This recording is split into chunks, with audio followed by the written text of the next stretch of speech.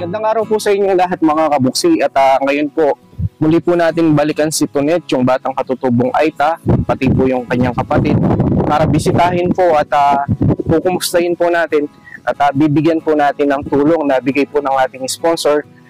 Pumasok po kami dito mga kabuksi dito sa may mga tubo po, bukid, tapos akit pa po kami ng bundok. Tara po mga kabuksi, samahan niyo po kami.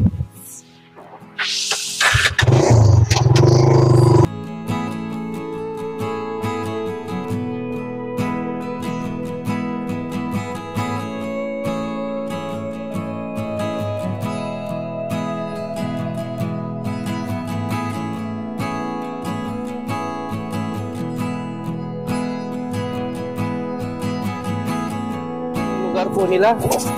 Siguro po nasa isang oras na po yung ano po namin. Punta sa kanilang lugar. Napakalayo po. Napakasukal. Tapos po yung mga talahib.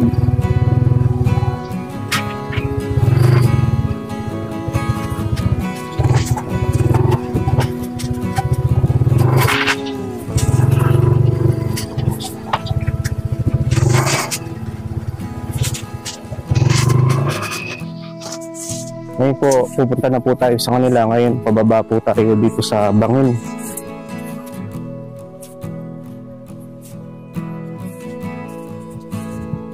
Medyo madulas po.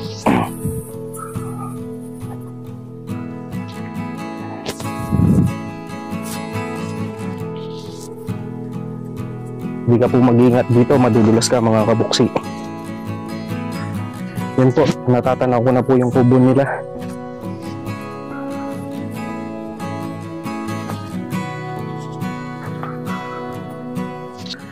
Yun po yung kubo po nila, natatanaw na po natin at putahan po natin at sorpresahin po natin si Tonet at kanyang kapatid para bigyan po ng tulong na pambili po ng kanilang mga school supply o mga gagamitin po sa kanilang pag-aaral.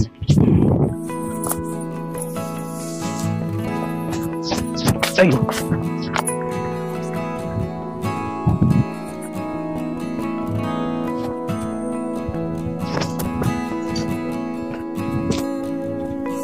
Napakasukal po ng daan papunta sa kanila.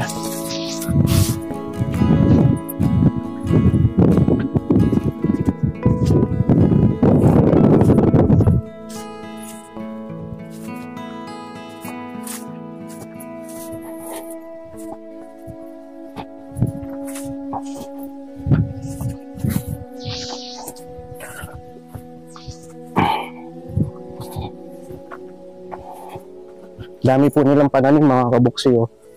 Mga gabi. Yan po. Tapos meron din po silang mga kamuting kahoy po, oh. Daming tanim po nila.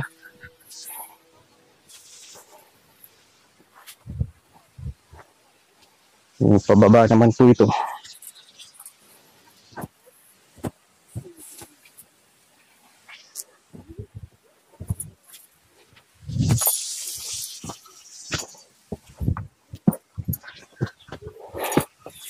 Tao po. Tao po. Hello, good morning. Andyan si ate mo? Pwede tumuloy. Hello, Net. Good morning. Oh, good morning po. Pwede tumuloy? Opo, tuloy po kayo. Hello. Ano kasing pangalan ng kapatid mo? Catherine.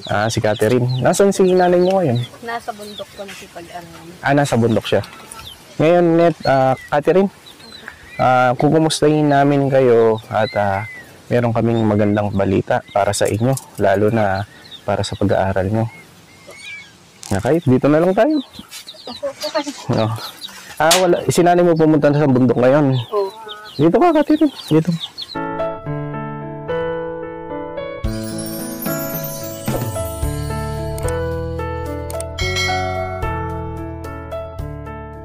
Tonet, Catherine, ngayon kaya muli namin kayong binalikan para mabigyan ng tulong, lalo na sa mga pambili ng mga school supply nyo, mga gamit. At nandito ako para ibigay ni Sir Billy. Opo. Billy de los Santos. At sasamahan namin kayo ngayon, Tonet. Catherine, bibili tayo ng mga gamit nyo tulad ng mga school supply, mga uniform. At para kahit paano ngayon baka mag-umpisa na yata yung klase nyo, no? Opo. Kailan mag-umpisa yung klase nyo? Bukas na po. Bukas na. Opo. At yun, Tonet, na gano'n ka-importante na nakakapag-aral kayo. Sobrang malaki pong importante sa amin yun kasi yun po yung way para may matutunan po kami at may makakapagtapos po ng pag-aaral. Kaya po gusto po namin mag-aral para mairahos yung buhay na naaano po namin ngayon. Ikaw, Catherine, gano'n ka-importante sa inyo. Kahit na masabi man natin napakahirap ng buhay nyo, kahit na masabi man natin na yung mga katutubo minsan hindi man sila nakakapag-aral, di ba? Pero kayo, ano yung pangarap mo, Catherine, at sa pag-aaral nyo? Napaka-importante din po sa amin yung pag-aaral dahil dito po natin makikita yung kung paano po yung makitungo sa mga ibang tao na hindi pa po natin nakikilala, di ba? Sabi po kasi ng iba na kapag po daw wala kang gaano pinag-aralan, di ka po makakapasok sa magandang trabaho, ganun. Kaya gusto ko pong makapagtapos ng pag-aaral para po may makapasok sa magandang trabaho, ganun. Tama yan, Catherine at Tonet, no? Kasi kung makakatapos kayo, meron kayong mapapasukan na magandang trabaho, makakapag-apply kayo, tapos maganda yung kita, maganda yung sweldo. Opo. Di ba napakahirap ng pamumuhay nyo dito sa bundok? Opo. Sobra po. Kasi po yung buhay namin, sa ngayon po, wala po talaga kaming bigas. Tapos po, bumili lang po si mama kanina ng 2 kilo. Tapos naglako po siya ng talong. Talong? Opo, naglako po siya. Tapos po, tapos si kuya po, ganun pa rin po siya. Hindi pa rin po siya gumagaling. Tapos po, gusto man po namin kayong paanuhin. Wala po kaming maiharap na merienda, ganun po. Dahil sa hirap ng buhay. Hindi, okay lang yun, Tonet. Ang importante kami makatulong sa inyo. Pero napakalayo pala ng bahay nyo, no? Dito sa bundok, no? Napakaliblib na lugar. At ngayon, Tonet, Catherine, sasamahan namin kayo para mamili ng mga gagamitin nyo sa school supply, no? At sana kahit papaano mabigyan namin kayo ng tulong na bigay ni Sir Billy de los Santos na nagpadala kasi siya ng 8,000. Ngayon bibili tayo ng mga uniform nyo, mga school supply na mga gagamitin nyo, no? Basta sa akin lang, Tonet, Catherine, pagbutihin nyo sa pag-aaral nyo, no? Opo. Pagsumikapan nyo. Kasi kung hindi kayo magsusumikap, hindi kayo mag-aaral, hindi kayo makakalis dito sa kahirapan na nararanasan nyo ngayon, no? Opo. Napakalaking tulong po ng opportunity na ito na mabibigyan po kami ng tulong ngayon kasi sa sobrang hirap po, di po namin alam kung saan po kami kukuha ngayon ng pambili ng mga school supply. Salamat po talaga. Salamat po sa Diyos dahil pinagkalooban po kami ulit ng blessing na gagamitin na naman po namin ngayon sa pasukan po. Malaking blessing na po yun sa amin. Maraming salamat po sa inyo na handang tumulong po. Proud po kami sa inyo dahil kahit gaano man kahirap din po yung buhay na nararanasan nyo, handa po kayong tumulong sa kagaya po namin Aita na mahihirap, na walang kakayahan po na bumili ng mga kailangan namin para makapag-aral. Proud po kami sa inyo. Maraming salamat po talaga dahil malaking tulong po ito sa amin, 2 magkapatid. Alam ko, Tonet, na Catherine, yung pambili ng mga school supply nyo, minsan hindi sumasapat. Minsan kung may pambili man kayo, mga konti lang, hindi nyo nabibili lahat, diba? Opo. Ngayon, Catherine, Tonet, may mga uniform kayo? May tig-isa lang po kaming uniform ngayon. Tig-isa lang yung uniform nyo? Opo, kaso yung uniform ko na po na yun, bigay lang po sa akin.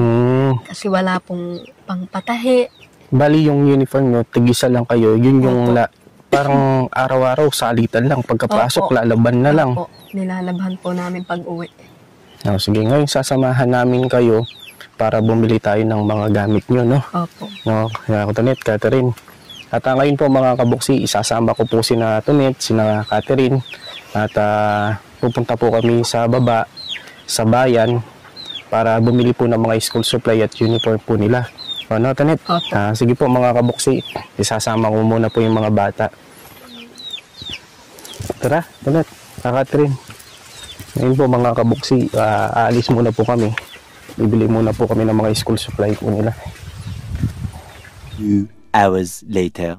Ngayon po mga kabuksi, nakapamili na po kami ng mga school supply po ni Tonet tsaka ni Catherine. Bumili po kami ng mga notebook, mga papel, mga ano po nila, mga bag, tsaka uniform po nila, mga ballpen. Halos kompleto na, no? Opo. Ngayon, Tonet, Catherine, ito na yung tulong ni Sir Billy sa inyo. Nagbigay siya ng 8,000 karagdagang tulong para makabili kayo ng mga school supply, uniform, mga bag. Yan, sana kahit na papaano makatulong sa inyo at pagbutihin nyo sa pag-aaral nyo, no? Opo. Maraming salamat po, Sir Billy de la Santos.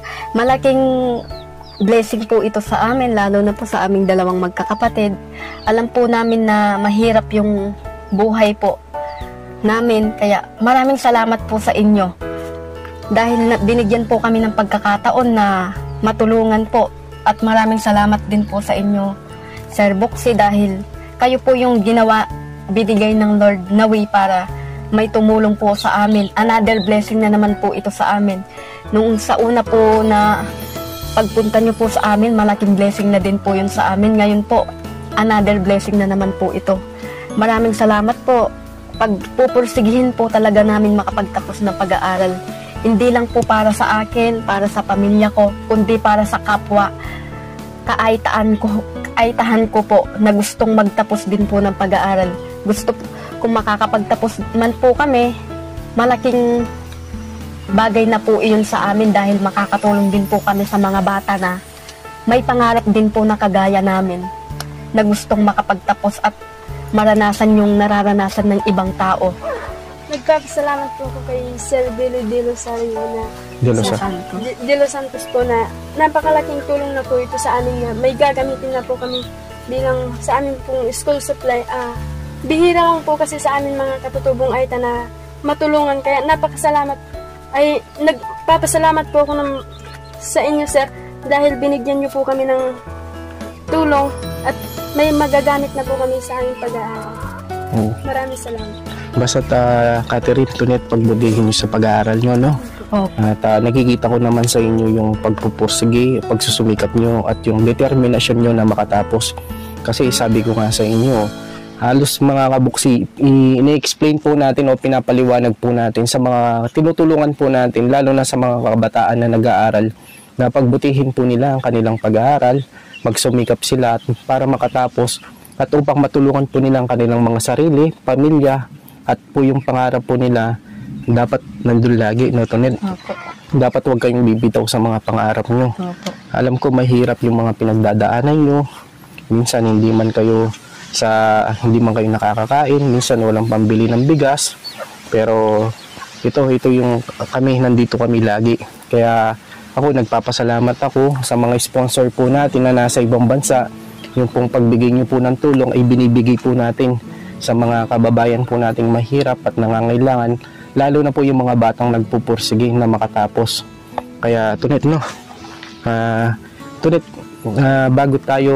bago kami umalis, meron ka bang gustong sabihin o Catherine sa mga kabataan ngayon na nakakapanood sa mga video po natin, o yung para kapulutan kayo ng inspirasyon at magandang aral?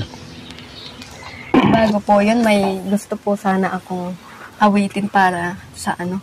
May kumakanta ka? Opo, gusto sige. ko po sanang magbigay ng mensahe ng awit para sa nagbigay nito o Bilang pasasalamat, no? Bilang pasasalamat. Sige, Tonet. Kaso po kahit kalahati. Sige, okay lang. Sabay. Sige, sasabay si Catherine.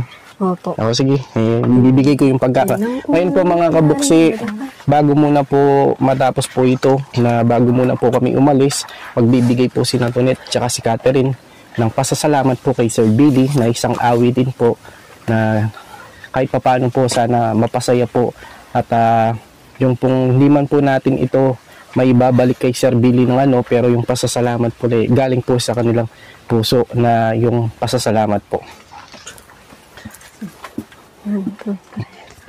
Ilang ulit na rin nadapa at ang sugat tila malala. Ang dami ng pagkukulang, hindi ko na mabilang. Magtiwala ka lang, itawag mo sa Kanya. Huwag kang mag-alala, dahil nakikinig siya. Huwag kang bibitaw, kumapit ka lang, huwag kang susuko. Ipaglaban mo ang katotohanan, ituloy ang laban. Huwag kang hihinto, ituloy ang takbo, huwag kang mapagod.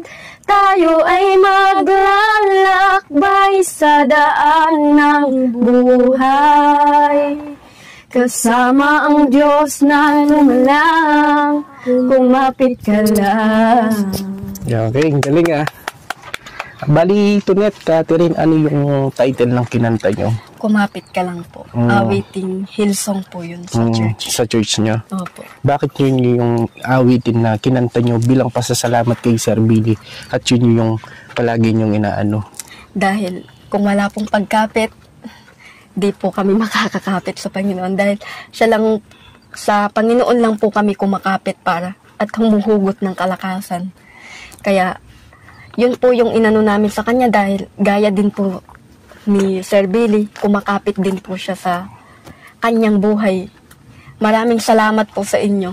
Magiting po kaming nagpapasalamat at buong puso po na inihandog sa inyo yung awiting iyon.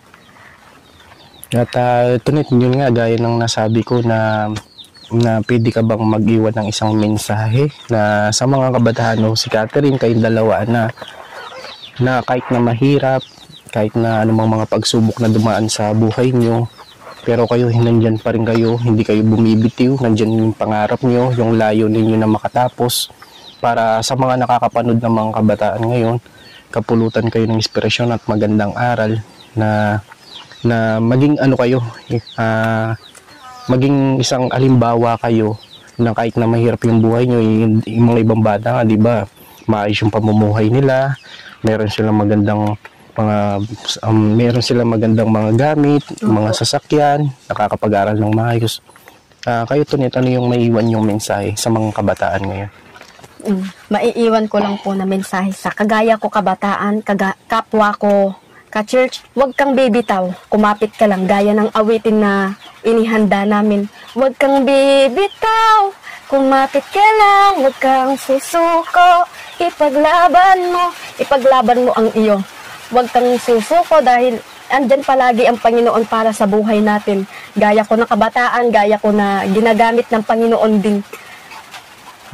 Dahil walang imposible sa Panginoon. Mangarap ka, hingid sa iyong puso, kailangan mo ito pa rin yun. Kumapit ka lang, huwag kang bumitaw sa lahat ng laban na tinatamasa natin. Marami man problema ang dumating sa buhay natin. God is always here. Huwag kang tumalikod sa Panginoon dahil kung hindi dahil sa Panginoon, asan ka ngayon?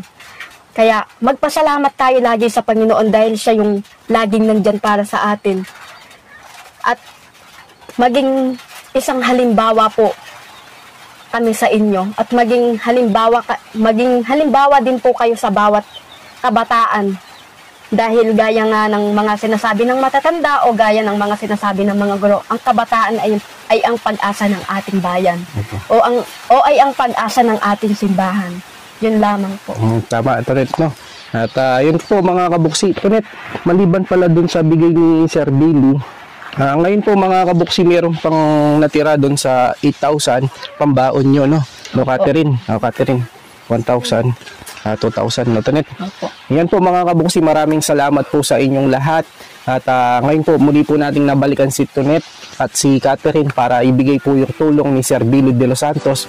Ako po ay nagpapasalamat sa lahat po ng mga sponsor natin na nasa ibang bansa na walang sawang pagtulong, pagmamahal at pagbigay niyo po ng pag-asa para sa mga kabataan na nagsusumikap. Maraming salamat po mga kabuksi. Sige, Tonet, no? Catherine, no? Maraming salamat po. God bless po. Sige po, bye-bye po. Bye-bye po. Thank you po, bye-bye. Lagi niyong kasama, ang laging kaagapay at di ka iiwan. May Buksi TV na lagi kayong tutulungan at damayan.